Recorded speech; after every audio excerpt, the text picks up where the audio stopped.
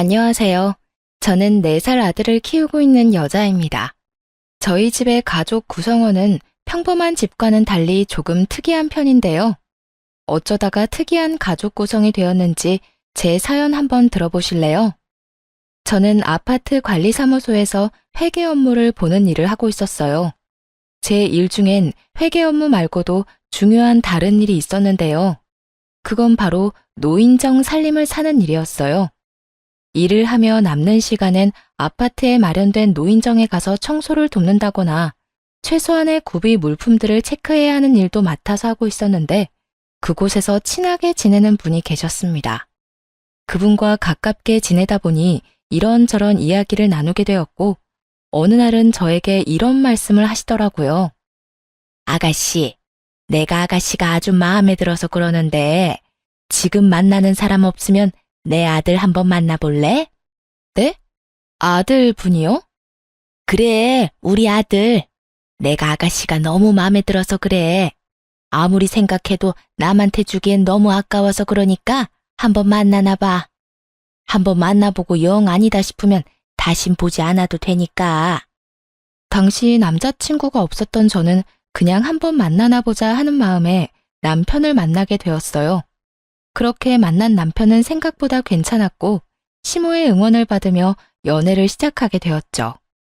연애 시절의 남편은 배려심이 깊은 사람으로 보였고 생활력도 강해 보이더라고요. 무엇보다 나를 많이 사랑해주는 모습에 결국 결혼까지 하게 되었습니다. 남편을 만나게 해준 사람이 다름 아닌 시모였던 터라 시모는 저에게 정말 잘해주셨어요. 엄마, 무언가 크게 착각하고 있나 본데 친딸은 나라고 나. 언니가 아니고 나라고요. 아유 정말 누가 친딸인 줄 모르겠다니까. 신우이가 이런 말을 할 정도니 말 다한 거 아닐까요? 이렇듯 많은 사랑을 받는 만큼 저 역시 시모를 잘 모시며 지냈어요. 시모와 제 사이가 좋다고 신우이가 질투한 것도 아니었어요. 신우이 역시 앞에선 그렇게 말했지만 뒤에선 저에게 엄마에게 잘해주어 고맙다고 늘 말해주는 다정한 시누이였으니까요. 결혼을 하고 난 후에도 계속 일을 하고 있었기에 시모와 전 더욱 자주 긴 시간을 함께 보내곤 했습니다. 그래서 그런지 서로 간의 정이 더 깊어졌고요. 그러던 어느 날 남편이 갑작스럽게 회사를 그만뒀다며 저에게 사업 이야기를 꺼내기 시작하더군요. 여보, 사실 나 저번 주에 회사 그만뒀어. 뭐? 당신 오늘도 출근한다고 나갔었잖아. 출근도 안 하는 사람이 나가서 뭘 한 거야? 아니, 애초에 왜 상의 한마디도 없이 그런 큰 결정을 내린 거야? 그게, 나 사실 사업하고 싶어. 언제까지 월급쟁이 할 수도 없는 노릇이고. 언젠가는 우리 아기도 낳아야 할 거고, 그때 되면 돈도 더 많이 들 건데, 그런 날이 오기 전에 얼른 시작해서 자리 잡고 싶어. 처음엔 많이 당황스러웠어요. 잘 다니던 회사를 상의 한마디도 없이 그만뒀다고 하니 화가 나기도 했고요. 하지만 화가 난다고 화를 내봤자 복직이 되는 것도 아니었기에 저는 최대한 마음을 가라앉히며 남편에게 물었고 남편은 앞으로의 계획을 저에게 털어놓더군요. 저로선 도저히 생각하지도 못한 일이었지만 이왕 저지른 일 되돌릴 수 없으니 이렇게 된 이상 마음이라도 편하게 시작하게 해주자 싶었어요. 대박이 나면 더없이 좋겠지만 그렇지 않다고 해도 좋은 경험을 얻는다고 생각하기로 한 것이었죠. 무슨 말인 줄 알겠어. 그런데 여보, 사업을 한다고 무조건 성공하는 것도 아니고 그러다 혹시나 아니다. 이미 그만뒀는데 어쩌겠어. 이왕 하는 거 열심히 해봐. 고마워. 미리 상의 못한 건 미안해. 나도 많이 고민하다가 이때가 아니면 도저히 안 되겠다는 생각이 들어서 당신이랑 신랑이 하면서 시간 쏟고 싶지 않았어. 다음부턴 꼭 상의할게. 정말 미안해. 알겠어. 다음부턴 꼭 그런 일은 상의해. 사실은 혹시나 망하면 어쩌려고 그래? 라는 말을 하고 싶었어요. 하지만 이미 회사는 그만뒀고 남편은 사업을 하겠다는 굳건한 의지를 내비치는 상황에 굳이 그런 불길한 말을 하고 싶지 않더라고요. 한편으론 남편의 심정이 이해가 되지 않는 것도 아니었고요. 상의를 해줬더라면 좋았을 테지만 이왕 벌어진 일, 큰 일을 하려는 사람에게 괜한 잔소리도 하고 싶지 않았어요. 그래서 전 남편을 응원해주겠다고 했고, 그렇게 남편의 사업 준비는 시작되었어요. 남편의 사업은 제가 전혀 도움을 줄 수 없는 분야라 그저 전 일을 하며 살림을 잘 꾸려나가는 일을 열심히 하는 수밖에 없었죠. 잦은 출장과 잦은 술자리에 신혼을 즐길 새도 없었지만 다른 건 몰라도 주말만은 꼭 저와 시간을 보내주던 남편의 노력에 단 한 번의 말다툼도 없이 그 힘든 시기를 보냈던 것 같습니다. 가장 힘든 건 당연히 돈이었어요. 아무래도 남편의 벌이가 전혀 없이 지내는 기간이 길어지다 보니 제 벌이로 감당할 수 있는 선을 훌쩍 넘어 생활이 힘들어지더라고요. 그렇다고 친정에 말할 수도 없는 노릇이고 시댁에도 말할 수 없는 노릇이었죠. 어떻게 해야 하나 고민만 하는데 이런 사실을 다 알아챈 시모가 생활비를 붙여주시는 게 아니겠어요? 어머님, 방금 돈이 들어왔는데 웬 돈이에요? 그거 너희 생활비에 보태 쓰라고 조금 보냈어. 돈 들어가는 데는 한두 군데가 아닐 텐데 혼자 번 돈으로 감당하려고 하니 요즘 많이 힘들지? 한동안은 내가 조금씩 도움을 줄 테니 그걸로 조금만 더 버텨보거라. 언젠가는 이 힘든 순간도 다 지나가지 않겠어? 혹시나 부족하면 말하고. 사실 조금 힘들었는데 감사해요, 어머님. 정말 감사합니다. 생각 같아선 괜찮다고 하며 돌려드리고 싶었지만 상황이 힘들다 보니 그 말이 차마 나오지 않더라고요. 그래서 전 살림이 괜찮아질 때까진 감사한 마음으로 시모의 도움을 받기로 했습니다. 그렇게 생활비가 해결됐다 싶었더니 더 큰 일이 저를 기다리고 있더군요. 그건 다름 아닌 남편의 사업 자금이 부족하다는 것이었어요. 남편의 사업은 오픈을 앞두고 큰 돈이 필요한 상황이 생겨버린 것이었죠. 어떻게 해야 할지 모르겠어. 예상치 못한 큰 지출이라 준비한 돈도 없는데. 그렇다고 지금 와서 포기하기엔 너무 아까워. 어떻게 방법이 없을까? 그러게, 일단 생각을 좀 해보자. 둘이 함께 머리 맞대면 어떻게든 해결될 거야. 말은 이렇게 했지만 도저히 해결책이 보이지 않더라고요. 결국 전 집을 처분해 새를 얻어가는 쪽으로 마음을 굳히고 있었고 남편은 시모에게까지 고민을 털어놓은 것인지 시모에게서 연락이 오더군요. 아가, 이야기 다 들었다. 그래서 어떻게 할 생각이니? 그게 뭐든 다 여의치 않네요.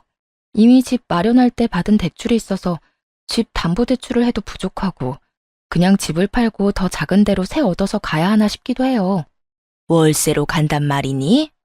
네, 아무래도 그렇게라도 해야 할 것 같아요. 이제 와서 사업을 그만두라고 하기엔 지금까지의 시간이랑 돈이 아깝기도 하고 무엇보다 그이가 너무 하고 싶어 해요. 잠도 제대로 안 자고 일만 하고 자신감도 넘쳐 보이고요. 행여나 잘 안 되더라도 다시 시작하면 되는 거니까 이번엔 할 수 있는 데까진 도와주고 싶어서요. 제 말을 들은 시모는 생각에 잠긴 듯 뜸을 들인다 싶으시더니 이내 조심스럽게 말을 꺼내기 시작했어요. 아가, 내가 지금부터 어떤 말을 할 건데 네가 싫으면 싫다고 솔직하게 말해다오. 무슨 말씀을 하시려고 이러세요? 편하게 말씀해 보세요. 그게 다른 집에 새들어 살 바엔 우리 집으로 들어오는 건 어떠냐? 아무래도 월세 내고 사는 돈이 아깝기도 하고 네 남편 계속 바빠질 텐데 너 혼자 그렇게 두는 것도 마음에 걸리기도 해. 네 생각은 어떠니? 많이 불편할 것 같니? 감사하더라고요. 그렇지 않아도 월세를 내는 것이 아깝기도 한 상황이었는데 먼저 나서 집으로 들어오라고 해주시니 참 감사하면서도 죄송했어요. 시모의 말에 저는 재빠르게 감사의 마음을 전하며 그렇게 하겠다고 했습니다. 아니요, 저는 너무 좋아요. 어머님, 너무 감사해요. 저희가 들어가면 불편한 점이 한둘이 아닐 텐데 괜찮으실까요? 그럼 괜찮고 말고. 그리고 감사는 무슨. 다른 것도 아니고 내 아들놈 사업한다고 집까지 팔 상황인데 이 정도는 당연히 해야지. 생각 같아선 돈으로 도와주고 싶다만 나도 지금은 다 묶여 있어서 그럴 여유는 없구나. 그리고 네가 불편할까봐 걱정인 게지. 난 너랑 사는 거 불편하지 않아. 오히려 좋은걸? 그러니까 내 걱정은 말고 너만 괜찮다면 함께 살자꾸나. 그리하여 저흰 집을 처분하고 시댁으로 들어가게 되었고 시모 역시 가지고 있던 자금 조금을 남편에게 주게 되었죠. 자금이 해결되고 나니 남편은 더욱 바빠지기 시작했고 저는 시모와 더 많은 시간을 보내며 더욱 두터운 정을 쌓아가고 있었어요. 그렇게 3년이란 시간이 지났고 그 사이 남편의 사업은 자리를 잡게 되었습니다. 사업이 안정되니 그만큼 벌이도 좋아졌고 생활비를 넉넉하게 주니 여유로운 생활이 가능해졌죠. 그런 상황에서도 분가는 생각하지도 않았었는데 그 이유는 무엇보다 시모와 지내는 시간이 너무 좋았기 때문이었어요. 평일엔 바쁜 남편을 대신해 시모와 데이트를 하기도 했고 주말엔 세 사람이 외식을 하는 그 시간이 너무 행복하더라고요. 그래서 전 분가는 생각지도 않고 지내게 되었고 행복하게 지내던 어느 날 임신 사실을 알게 되었습니다. 어머님, 저 임신했어요. 오늘 병원 다녀왔는데 6주 됐다고 하더라고요. 뭐? 그게 사실이야? 고생했다, 고생했어. 그래서 요즘 계속 피곤해 보였나 보다. 그런데 혼자 병원에 다녀온 게야? 같이 가자고 했어야지. 왜 혼자 간 거야? 혹시나 아니라고 하면 어머님 너무 실망하실까 봐요. 이럴 줄 알았으면 같이 갈 것 그랬나 봐요. 심장 소리 듣는데 남편보다 어머님 생각이 더 많이 나는 거 있죠? 어머, 심장 소리도 들었니? 다음엔 나도 꼭 데리고 가주렴. 아범은 알아? 네, 오는 길에 통화했어요. 오늘 일찍 들어온대요. 그래, 아주 축하할 일이야. 다시 한번 고생했어, 우리 며느리. 제 임신 소식에 저보다 더 기뻐하는 시모를 보며 제가 다른 건 몰라도 정말 시집 하나는 잘 왔구나 하는 생각마저 들더라고요. 그렇게 저는 더욱 단란한 시간들을 보내게 되었어요.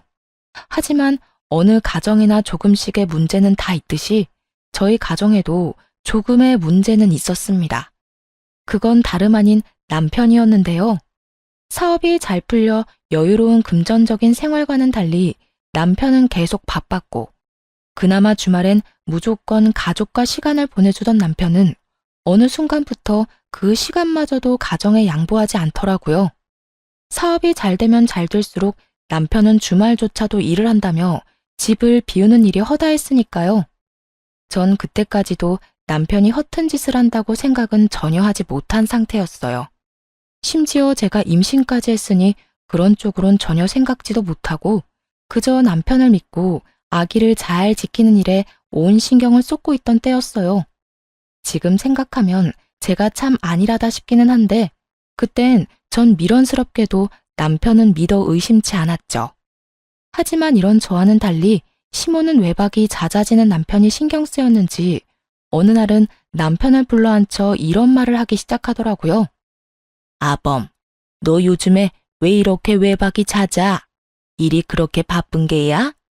그저 평범한 물음이었지만 시모의 눈빛과 목소리의 톤은 전혀 그렇지 않았습니다. 그게 뭐든 다 꿰뚫고 있다는 눈빛과 꽤 화가 났지만 애써 담담하게 누르고 있는 목소리에 저마저도 압도될 것만 같더군요. 네, 어머니. 일이 안정되긴 했는데 유지하려니까 더 바빠지는 것 같아요. 직원한테 맡기는 것도 한계가 있고 무엇보다 제가 다 확인해야 마음이 편하기도 하고요. 남편은 재빨리 자신의 입장을 설명하며 이때껏 가정의 소홀한 이유를 설명했지만 그것으로 시모의 언짢음은 풀릴 기미가 보이지 않았어요. 아무리 그렇다고 한들 잠은 집에 와서 자거라. 몸 상하는 것도 걱정이지만 네 아내 생각도 걱정이야. 신혼 때부터 지금까지 사업한다는 이유로 가정에 너무 소홀하지 않니? 돈 잘 벌어다 주는 게 다가 아니다. 집에서 가족들하고 시간을 보내야 할 것 아니니? 내가 혜정이랑 결혼한 것도 아니고 남편이랑 보내는 시간보다 시험이랑 보내는 시간이 더 많다는 게 말이 된다고 생각해? 죄송해요. 앞으로 집에 신경 더 쓸게요. 시모의 조용한 핀잔에 남편도 조금은 반성하는 듯 했지만 시모는 그런 남편을 한 번 더 밀어붙이더군요. 나한테 죄송할 게 아니라 네 집사람한테나 미안하게 생각해. 네 일이 누구 덕에 잘 되는지 늘 생각하고 네 집사람한테 고마워하란 말이다. 이제 애도 태어날 건데 어느 정도 자리 잡았으면 욕심 그만 부리고 일보단 가정에 좀 신경 쓰고. 네, 어머니. 여보, 미안해. 앞으로 내가 집에 신경 좀 더 쓸게. 저도 내심 섭섭했던 터라 시모의 이런 조언과 핀잔이 얼마나 고마웠는지 모릅니다. 한 차례 작은 폭풍이 지나고 난 후 남편은 다시 가정에 신경 쓰며 노력했어요. 외박을 하긴 했지만 될 수 있으면 집에서 자려고 노력하더군요. 그렇게 시간은 흘러 출산을 앞둔 어느 날, 남편은 한동안 가지 않던 지방으로 출장을 가게 되었고, 전 집에서 시모와 함께 시간을 보내고 있었습니다. 그런데 갑자기 배가 아파지더니 양수가 터져버렸어요. 시모와 전 급하게 병원에 가게 되었고, 7시간의 산통을 맛보고 세상에서 가장 귀한 아들을 품에 안게 되었습니다. 지방에서 오기에 충분한 시간인데도 불구하고 출산을 하고 병실로 옮겨져 어느 정도 정신을 차릴 때까지도 남편은 오지 않더라고요. 어머님, 아직 안 왔어요? 응, 이 녀석 전화도 받지 않는구나. 내 이 녀석을 그냥 금방 온다고 한 지가 언젠데 아직까지 소식도 없는 게야. 오기만 해. 내가 이 녀석 가만두지 않을 거니까. 어머님, 진정하세요. 오고 있는 중이겠죠. 운전 중이라 전화 못 받는 걸 거예요. 처음엔 전화를 받았던 남편은 어느 순간부턴 전화조차 받지 않고 있었고, 시모는 머리 끝까지 화가 나 노발대발 난리가 날 직전이었어요. 저 역시 남편에게 섭섭한 마음이 들긴 했지만, 시모가 저렇게 화를 내니 같이 화를 낼 순 없는 노릇이었죠. 시모는 쉴 새 없이 남편에게 전화를 하고 있었고, 그런 시모는 친정 부모님까지 나서 진정시키기 시작했어요. 사돈, 우리 사위 열심히 오는 중일 겁니다. 그러니 이제 그만 전화하시고 조금 앉으세요. 아까부터 계속 서 계셨잖아요. 이러다 방금 출산한 저희 딸 옆에 사돈까지 누우실까봐 제가 걱정이 다 됩니다. 그래요, 사돈. 가까운 곳도 아니고 지방에서 일 보다가 오는 길이라고 하니 좀 더 걸리나 봅니다. 그러니 진정하시고 좀 앉으세요. 조금 쉬시다가 우리 손주 보러 가셔야지요. 이렇게 부모님까지 말리고 나서자 시모는 남편을 대신해 다시 한번 미안하다는 말을 전하며 애써 화를 누르는 듯 했어요. 지금 보러 가셔도 될 거예요. 다들 눈에 넣어도 안 아픈 손주 보시고 집에 가셔서 쉬세요. 전 혼자 있어도 돼요. 아니야. 내가 아범 올 때까지 곁에 있으마. 먼저 들어가 보세요. 제가 제 아들놈 올 때까지 여기 있을게요. 아무래도 그래야 제 마음이 편할 것 같습니다. 시모의 말에 친정 부모님은 내일 다시 오겠다고 하며 돌아가셨고, 시모는 그런 부모님을 배웅하고 오겠다며 병실을 나섰어요. 그때까지만 해도 남편이 금방 올 줄 알았기에 마음 편하신 대로 하라고 했던 것인데, 금방 오겠다고 하던 남편은 아무리 기다려도 오지 않았고, 날을 넘긴 새벽녘에서야 모습을 드러내더군요. 조용히 그리고 조심스럽게 문을 열고 들어오던 남편을 본 시모는 그 자리에서 벼락 같은 호통을 치며 화를 내기 시작했어요. 너 이 녀석! 금방 온다는 녀석이 이제서야 와? 네가 그러고도 남편인 게야. 다른 날도 아니고 네 마누라가 네 새끼 낳느라 생사가 오가는 순간에 넌 뭐하다 이제야 온 게야? 전화는 왜 안 받고? 그딴 식으로 전화 다 무시할 거면 전화기는 왜 들고 다니는 게야? 시모의 호통에 남편은 고개를 푹 숙이더니 변명을 해대기 시작하더군요. 그게 전화 받고 급하게 오는 길에 졸음운전을 했어요. 그동안 피로가 쌓이긴 했는지 마음은 급해 죽겠는데 그 와중에 살짝 존 모양이더라고요. 전 그냥 눈만 감았다 떴는데 앞에 화물차가 서 있는 걸 보고 이대로는 안 되겠다 싶어서 쉼터에서 잠시 눈만 붙이고 출발한다는 게 이렇게 늦었어요. 죄송해요. 미안해 여보. 내가 참 너무 미안하다. 그간 남편이 얼마나 치열하게 살아왔는지 누구보다 더 잘 알던 터라 시모와 저는 그런 남편에게 더는 아무 말도 할 수가 없더라고요. 화가 나지도 않았고요. 물론 섭섭한 마음이야 있었지만 이렇게 무사히 온 것만 해도 다행이라고 생각하며 앞으론 태어난 아들과 함께 더 큰 행복이 가득한 날이 기다리고 있을 거라 믿어 의심치 않았습니다. 하지만 이런 제 확신을 비웃기라도 하는 듯 남편은 가정에 더욱 소홀해지더군요. 저에게도 더는 다정하게 대하지도 않았고요. 심지어 아들에게마저도 애정이 없는 남편을 보며 참 생각이 많아지더군요. 그렇게 생각은 많아지고 남편에 대해 다시 생각해보게 되던 어느 날, 일은 터지고야 말았습니다. 그날도 아기가 있는 집은 다들 그렇듯 아들의 울음소리로 시끄러웠고, 전 그런 아들을 달래며 불편한 것이 무엇인지 찾고 있었어요. 그런데 그 순간 아무것도 하지 않고 그저 아들이 우는 것을 보던 남편이 자리를 박차고 일어나더니 화를 내며 이런 말을 하는 것이 아니겠어요? 시끄러워. 도저히 시끄러워서 집에선 쉴 수가 없어. 시끄럽다니. 당신 자식 우는 소리를 시끄럽다고 하면 어떻게 해? 그리고 아기가 우는 게 당연하지. 매번 생글생글 웃기만 하면 그게 정상이야? 그거야말로 이상한 거라고. 우는 건 아기들이 하는 일종의 표현이야. 아무리 그래도 너무하잖아. 모처럼 집에서 좀 쉬려고 해도 쟤 때문에 도무지 쉴 수가 없다고. 쟤? 우리 아들이 남이야? 얘라고 하게? 당신 정말 왜 그래? 요즘 왜 이렇게 예민한 거냐고. 나한테는 그렇다 쳐도 당신 아들한테까지 그렇게 예민하게 구는 이유가 뭔데? 시끄러우니까 시끄럽다는 건데 뭐가 예민하다는 거야? 시끄러워. 차라리 회사에서 일을 하는 게 더 낫겠다. 처음이었어요. 남편과 언성을 높여가며 싸운 일 말이에요. 저는 화를 내는 남편이 도저히 이해가 되지 않았어요. 우는 소리가 시끄럽고 듣기 싫을 수는 있다고 하나 아기 우는 것은 당연하였고 남도 아닌 자기 자식인데 저렇게까지 쟤하며 화를 낼 일은 아니라고 생각했으니까요. 여기까지만 해도 이해가 되지 않는데 남편은 기어코 짐까지 싸 회사에서 지낸다며 집을 나가버리더군요. 그런 남편을 시모가 붙잡아 이야기를 나누어 보려고 했지만 시모의 말도 무시한 채 그대로 집을 나가버리더군요. 너 지금 이게 뭐 하는 짓이야? 승준이가 남의 새끼야? 어떻게 네 새끼한테 그딴 식으로 굴 수 있단 말이야? 그리고 네 마누라한테는 어떻고? 네가 이렇게까지 잘된 게 누구 덕인데? 제가 잘된 건 제가 죽을 만큼 노력했기 때문이에요. 그 누구의 덕도 아닌 다 제가 노력한 만큼 잘된 거라고요. 그러니까 어머니도 그만 좀 하세요. 저도 좀 쉬고 싶다고요.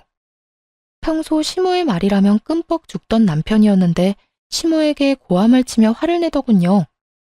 그런 남편의 모습에 시모도 많이 놀란 듯 남편을 잡은 손을 힘없이 떨궈버리더라고요. 그렇게 집을 나가버린 남편은 3일째 집으로 돌아오지 않고 있었고 시모는 도저히 안 되겠다 싶으셨는지 저에게 남편의 회사로 가보자고 하더군요. 저 역시 가만히 손 놓고 있을 문제는 아니라고 생각했던 터라 아들을 친정에 맡기고 함께 회사로 가게 되었죠. 남편의 회사로 찾아가니 남편이 자리에 없어 직원에게 물어보니 아마 회사 근처 고급 일식당에 있을 거라고 하더군요. 식사 시간이 아닐 때라 조금 의아하긴 했지만 저와 시모는 일단 식당으로 가게 되었죠. 혹시나 거래처 사람을 만나 중요한 이야기를 나누고 있으면 어떻게 하지? 하는 우려와 함께 말이죠. 하지만 이런 저의 우려와는 달리 룸에서 나오는 남편의 곁엔 젊은 여자가 자리하고 있더군요. 남편은 다른 여성과 어깨를 두르고 있었고 그 여성은 남편의 품에 기대며 치맛자락을 정리하면서 룸에서 나오고 있었습니다. 더 충격적인 건 상간녀의 정체였습니다. 사업이 자리를 잡고 바빠질 시기에 제가 면접을 직접 봐서 뽑았던 30대도 되지 않은 격리 겸 비서였기 때문이었죠. 제 손으로 남편의 상간녀가 될 사람을 회사에 넣었다니 충격이 클 수밖에 없었죠. 오빠, 이제 회사 들어가야 하는 거야? 나 좀 피곤한데 그냥 쉬면 안 되나? 안 되긴 왜 안 돼. 피곤하면 쉬어야지. 집에 데려다 줄 테니까 집에서 좀 쉬고 있어. 급한 일만 마무리하고 갈 테니까. 정말? 그래주면 나야 고맙지. 별것이 다 고맙다. 이런 걸로 고마워하지 마. 앞으론 이 모든 게 당연해질 테니까 지금부터 적응하라고. 우리 오빠 최고야. 얼른 이혼하고 내 남자 됐으면 좋겠다.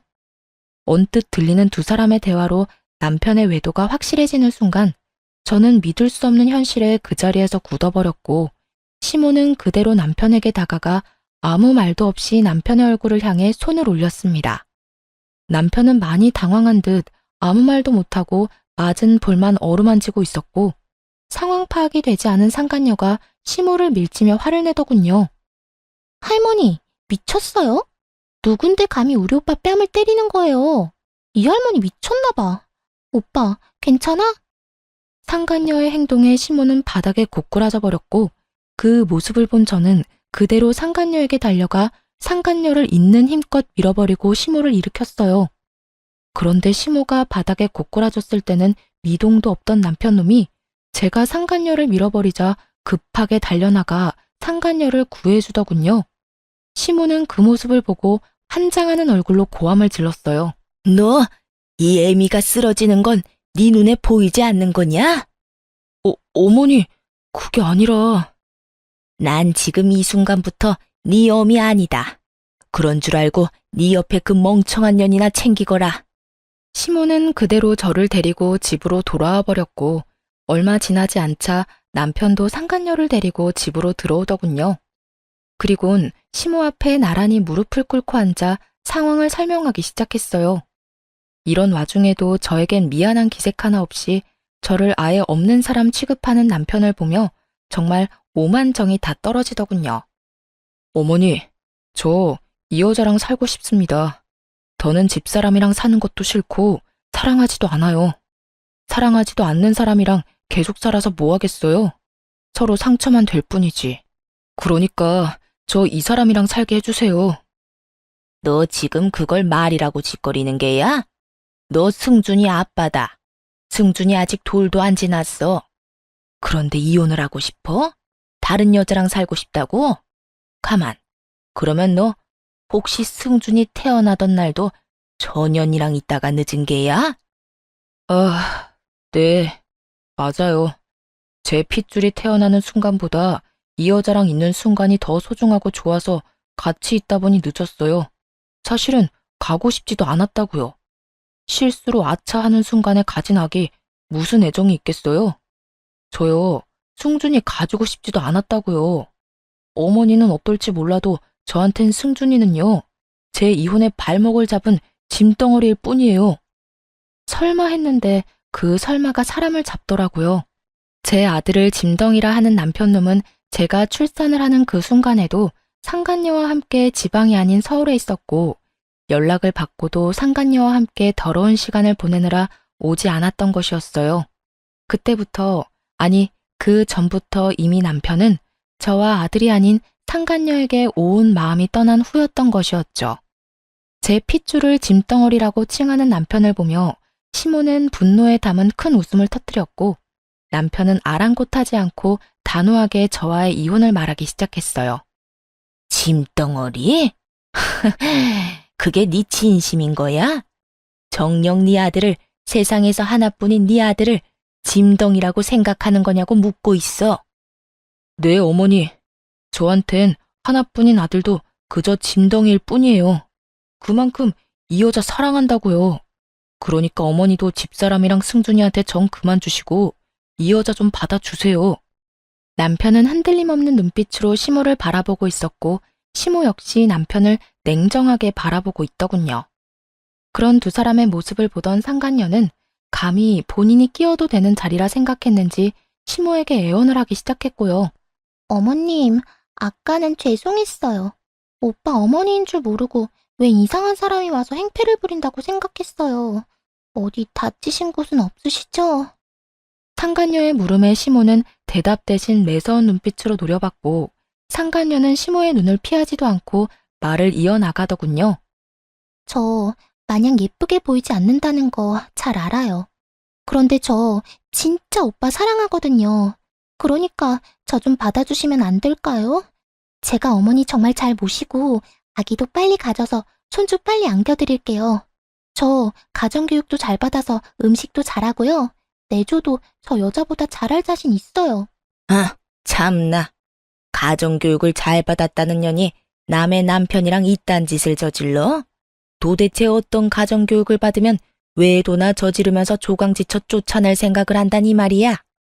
어머님, 그 점은 저도 유감이긴 한데, 그래도 너무 사랑하는 거 어떻게 하겠어요. 자식 이기는 부모 없다고 어머님이 이해해 주세요. 제가 잘할게요. 그 입 다물지 못해? 누가 네 어머님이야? 네가 여기서 말할 처지나 된다고 생각하고 말을 하는 게야? 이 자리가 어떤 자리인 줄 알고 감히 말을 섞으려 들어? 시모의 호통에 상간녀는 고개를 숙이며 입을 다물었고 시모는 거친 숨을 내쉬더니 저에게 물어왔습니다. 아가, 아니, 혜정아, 네 생각은 어떻니? 앞으로 어떻게 했으면 좋겠어? 전 이혼하려고요. 서로 저렇게 죽고 못 사는 사이라고 하는데 이혼하는 게 맞는 것 같아요. 승준이가 마음에 걸리기도 하지만 승준이를 짐덩어리라고 하는 사람을 계속 제 아들 아빠로 살게 하는 건 저 역시 소름 끼치게 싫어서요. 전 이미 정이 떨어질 대로 떨어진 상태였고 무엇보다 제 아들을 저딴 식으로 취급하는 남자와 더는 한 집에서 같은 공기를 쉰다는 것 자체가 구역질이 나는 지경이었습니다. 그래서 저 역시 이혼을 하겠다고 단호하게 말했고 제 말에 시모는 다 맞는다는 듯 고개를 끄덕이더군요. 내 생각도 같다. 저런 인간 같지도 않은 쓰레기를 귀한 승준이와 네 곁에 계속 두는 거 나도 싫다. 두 사람 이혼하거라. 대신 넌 앞으로 승준이 2번 다시 보지 않겠다는 각서 쓰거라. 아들에게 손톱만큼도 애정이 없던 남편은 시모의 말이 떨어지자마자 이게 웬 떡이냐는 표정으로 웃으며 각서를 쓰더군요. 자식 버리는 부모의 표정이 너무 티없이 밝아 참 어이가 없으면서도 허망하더군요. 저런 인간도 남편이라고, 아기 아빠라고 같이 살았으니 말이죠. 그렇게 전 비교적 빠르게 이혼을 하게 되었습니다. 재산 분할 위자료는 다 저에게 좋은 쪽으로 끝이 났고 상간녀에게도 위자료를 받았어요. 그것 역시 전 남편의 지갑에서 나온 돈이었겠지만요. 여러모로 저에게 유리한 이혼이었는데 이혼을 하고 나니 저에겐 더 큰 재산이 기다리고 있더라고요. 이거 바꿔라. 이건 그놈 사업 시작할 때 집 팔아 투자한 돈이랑 내가 투자한 돈 넣은 통장이고 이건 내 재산 관리하는 분 명함이다. 알고 보니 시모는 저희가 집을 팔아 합가를 할 당시 저도 모르게 전 남편에게 각서를 쓰게 했다고 하더군요. 시모나 제가 원할 시엔 시모가 투자한 돈을 비롯해 집을 팔아 투자한 사업 자금을 다시 반환한다는 각서 말이죠. 아파트를 팔아 투자한 돈은 반환 시점의 시세에 맞춰 반환하되 시세가 투자할 시점보다 낮을 시엔 투자금만 반환한다는 내용도 넣었다고 하셨고요. 어떻게 되든 제가 손해보는 일은 없도록 하신 것이었죠. 시모는 저의 이혼이 마무리될 때쯤 변호사까지 선임해 그 돈을 다 받아왔다고 하더라고요. 어머님, 돈은 알겠는데 명함은 왜 주시는 거예요? 내 남은 재산 다 너한테 넘기려고 한다. 내가 하려고 하니 너무 복잡하기도 하고 네가 나서서 작성해야 하는 서류도 많다고 하니 네가 직접 만나서 정리 좀 해. 아무래도 늙은 나보다 젊은 네가 나서면 더 빨리 일 처리가 되지 않겠어? 통장에 찍힌 금액만 해도 놀라운데 시모의 재산까지 준다고 하니 멍하더라고요. 단 한 번도 생각해 본 적 없는 금액이었으니까요. 전 가까스로 정신을 차리고 시모에게 언제부터 이런 계획을 세운 것인지 물어봤어요. 어머님, 언제 이런 걸 다 준비하셨어요? 진작 다 이렇게 하려고 했던 거였어. 투자금 회수는 그놈이 그딴 짓을 저질러서 다 뺏어온 거였지만 내 재산은 너하고 우리 딸한테 주려고 했었어. 그 시기를 앞당긴 것뿐이었지. 내가 늘 말했지. 너도 내 딸이라고. 내 딸이 돌도 안 된 아들을 혼자 데리고 살아야 하는데 이 정도도 부족하단다. 아무리 그렇다고 한들 너무 가분한 금액이란 생각이 들더라고요. 받은 위자료도 있고 재산 분할도 잘 받았던 터라 더는 시모에게 손을 벌리고 싶지도 않았고요. 어머님, 아무리 그래도 이건 너무 많아요. 전 아파트 처분한 돈 중에 제 몫만 나눠받아도 충분해요. 나머진 어머님 노후자금 하세요. 전 제 몫을 뺀 나머지는 받지 않겠다고 했고, 시모는 한사코 제 손에 통장을 쥐어주시며 이렇게 말씀하시더군요. 노후 자금은 따로 마련해 놨어. 그러니까 그냥 다 바꿔라. 이혼하기 전에 다 넘겨주면 그놈이 또 이혼 안 한다고 난리 부릴까봐 지금에서야 준단다. 투자금 회수한 것도 내가 다시 돌려줄 거라고 믿어 의심치 않던 눈치던데 어림도 없는 소리지. 그 사람이 가만히 있지 않을 텐데요. 이 사실을 다 알게 되면 분명 어머님 찾아가서 난리를 부릴 거예요. 난리를 부리고도 남을 사람이었죠. 여자 때문에 조강지쳐도 아들도 다 버린 놈인데 그 큰돈 앞에선 어떻게 변해버릴지는 아무도 모르는 일이니까요. 시모는 이런 제 우려는 걱정도 하지 말라는 듯 살짝 미소를 지으며 저에게 이렇게 말했습니다. 그런 걱정은 하지도 마라. 집도 내놨어. 아예 찾아오지도 못하게 그놈 모르는 곳으로 이사할 거다.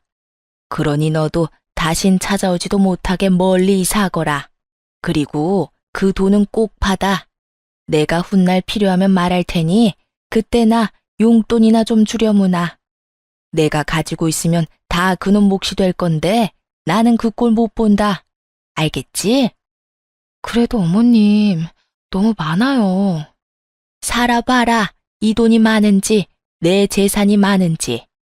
사람 앞일 모르는 거라고 언제 어디서 큰 돈이 필요할 줄 누가 알겠어. 그러니 살 날 많이 남은 넌 잔말 말고 받아.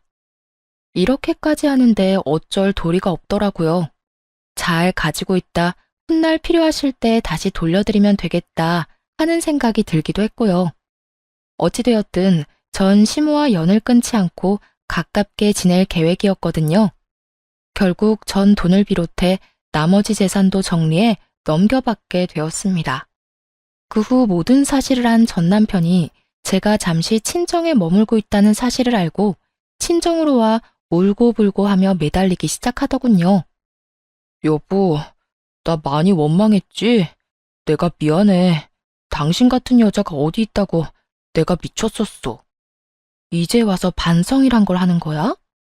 내 마음에 대못이란 대못은 다 박아놓고선 이제 와서 뭐? 미안? 미쳤었다고? 대단하다, 대단해. 고작 그런 말로 내 마음이 풀릴 거라고 생각하는 거야? 내가 무릎이라도 꿇으면 당신 마음이 풀리겠어? 당신 마음이 풀리기만 한다면 나 이깟 무릎 얼마든지 꿇을 수 있어. 이렇게 말한 전 남편은 제 앞에서 무릎을 꿇고 싹싹 빌기 시작하더군요. 사실 이런 전 남편의 모습을 상상해 본 적이 있었어요. 상상 속에서는 조금 통쾌하기도 했는데 막상 제 앞에서 전 남편 놈이 무릎을 꿇고 비는 모습을 보는데 통쾌하기는커녕 미간이 절로 구겨질 만큼 역겹더라고요. 하지만 이런 제 심정을 알 리 없는 전 남편은 본인이 무릎까지 꿇고 빌면 제가 감동이라도 하며 받아줄 거라고 생각했는지 희망찬 눈빛으로 저를 힐끔힐끔 보며 눈치를 살피더군요. 여보, 나 용서해 줄 거지? 나 당신이랑 이혼하고 정말 후회 많이 했어. 그래서 바로 그 여자랑 헤어졌고 말이야. 정말이야. 회사에서도 진작 내보냈어. 못 믿겠으면 회사에 전화해서 물어봐도 되고, 그래도 믿었지 않으면 그 여자한테 연락해서 물어봐도 돼. 그러니까 나 한 번만 용서해 주라. 아, 그래? 정말 헤어졌단 말이야? 그것도 나랑 이혼하고 바로? 그럼 나 정말 당신하고 이혼하고 바로 헤어졌다니까. 웃기지도 않더라고요. 당장 전날만 해도 상간녀와 함께 시모에게 찾아가 정말 재산을 전처에게 준 것이 맞는지 몇 번이나 확인하고 한 것을 다 전해 들었는데 눈 하나 깜짝하지 않고 거짓말을 하고 있으니 말이에요.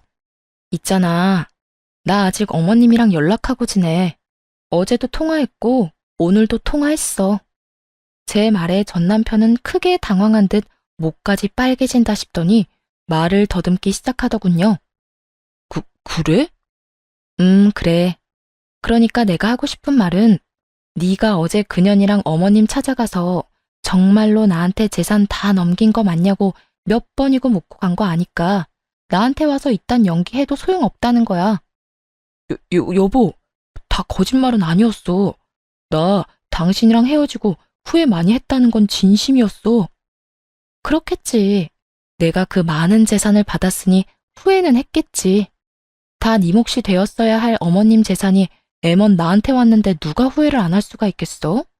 나라고 해도 땅을 치고 후회할 것 같은데. 네 맘 다 알겠고 잘 들었으니까 더 험한 꼴 당하기 전에 얼른 꺼져라. 난 경고했다. 전 남편은 제 경고가 우습게 들렸는지 미동도 없이 손이 발이 되게 빌기 시작하더군요. 잘못했다, 너 없이 절대로 못 산다, 우리에겐 자식이 있지 않냐 등등 되지도 않는 말들을 짓거려대면서요. 경고도 했겠다. 더는 그런 전 남편의 꼴을 보기도 싫었던 저는 아들의 똥기저귀를 찾아와 전 남편의 얼굴에 던져버리고 집 밖으로 쫓아내버렸어요. 에이, 이게 뭐야? 이거 똥이잖아. 너 미쳤어? 미친 건 너겠지. 여기가 어디라고 찾아와서 되지도 않는 눈물바람이야. 다신 찾아오지 마. 또 찾아오면 똥기저귀로 끝나진 않을 거니까. 알아들었으면 당장 꺼져. 계속 난동 피우면 경찰 부를 거야. 경찰을 부른다는 말까지 나오자 겁이 나긴 했는지 더는 난동을 피우지 않고 돌아가더군요.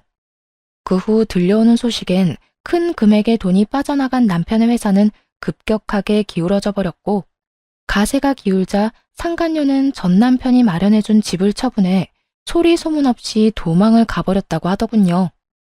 전 남편은 회사를 다시 일으켜 세우기 위해 신우이에게 연락해 시모를 백방으로 찾으려 노력했지만 신우이 역시 전 남편을 차단해버렸다고 하더군요. 모든 태풍이 지나가고 지금의 저는 누구보다 잘 살고 있습니다. 시모와는 가깝게 살고 지내다 신우이가 먼 곳으로 시집을 가는 바람에 친정에서 가까운 곳으로 집을 얻어 시모와 함께 살고 있어요. 처음 제가 시모에게 함께 살자고 했을 때 시모는 한사코 안 된다며 거부를 하셨었어요. 어머님, 이제 저랑 승준이랑 같이 살아요.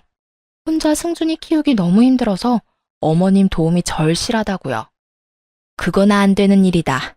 내가 너랑 사는 게 말이나 된다고 생각하는 게야? 말이 안 될 건 뭐예요? 어머님 평소에 저 딸처럼 생각하신다고 하시더니 다 거짓말이었어요? 그냥 하신 말이었어요? 그건 아니지만 그래도 안 될 일이야. 너 나랑 같이 살면 새 출발은 꿈도 못 꾸게 될 거다. 아직 나이도 젊은데 새 출발해야 할 거 아니야. 어머님, 이렇게 생각해보세요. 제가 새 출발을 하려면 밖에 나가서 일도 하고 사람도 많이 만나고 해야 할 텐데 그러면 승준이는 누가 봐주나요? 전 친정 부모님들 못 믿어요. 죄송한 말이긴 하지만 친정 부모님보단 어머님이 더 신뢰가 간다고요. 승준이도 어머님을 더 좋아하기도 하고요. 그러니까 그렇게 바라시는 제 새 출발을 위해서라도 함께 살아주세요. 네? 제 말에 시모는 눈물까지 글썽이며 제 손을 잡아주시더라고요. 그러면서 이렇게 말씀하셨어요. 넌 어떻게 돼 내가 그런 생각을 하는 게야. 나는 널 볼 면목이 없는데 넌 어째서 나한테 이렇게까지 하냔 말이야. 나 때문에 네 인생이 망해버린 것 같아서 널 볼 때마다 내가 너무 미안한데 네가 그렇게 말하면 내가 같이 살 수밖에 없지 않니? 어머님, 제 인생 안 망했어요. 그저 이혼만 했을 뿐이에요. 그까짓 이혼이 뭐라고 제 인생을 감히 망치겠어요? 그리고요, 이혼은 했지만 엄마 같은 어머님도 제 곁에 계시게 됐고 무엇보다 우리 승준이를 얻게 되었잖아요. 그거면 됐어요, 전. 그러니까 저랑 같이 살아주세요. 제가 정말 마음이 편치 않아서 그래요. 고맙다, 고마워. 아니에요. 제가 더 감사해요. 시모는 끝까지 우기고 드는 제 뜻을 결국 받아주셨고, 결국 저희 집 가족 구성원은 시모와 저, 그리고 아들이 되어버린 것입니다. 조금은 특별한 가족 구성원이 된 지도 꽤 시간이 흘렀네요. 잘 먹고 잘 우는 것이 일이던 제 아들은 벌써 4살이 되었거든요. 다행스럽게도 아들은 아빠의 빈자리가 느껴지지 않을 만큼 밝고 사랑스럽게 자라고 있어요. 시모와 전 여전히 사이가 좋고 요즘엔 어머님이란 호칭 대신 엄마라는 호칭으로 부르고 있을 만큼 더욱 가깝게 지내고 있답니다. 처음 엄마를 모시고 산다고 했을 때 친정 부모님께서 선뜻 그렇게 하라고 하신 것은 아니었어요. 하지만 엄마가 저에게 어떻게 하는지를 누구보다 가까이에서 봤던 터라 짧은 고민 후 저의 뜻대로 하라고 해주시더라고요. 지금은 저희 관계를 인정해 주시는 것을 넘어 함께 시간을 보내는 일도 많아요. 이렇듯 저는 특별한 가정 속에서 행복한 삶을 보내고 있습니다. 앞으로도 저는 특별한 인연으로 생긴 엄마와 함께 아들을 잘 키우며 행복하게 살아가 보려고요. 제 사연은 여기서 끝이 났습니다. 긴 저의 과거 이야기를 들어주신 모든 분 감사드립니다.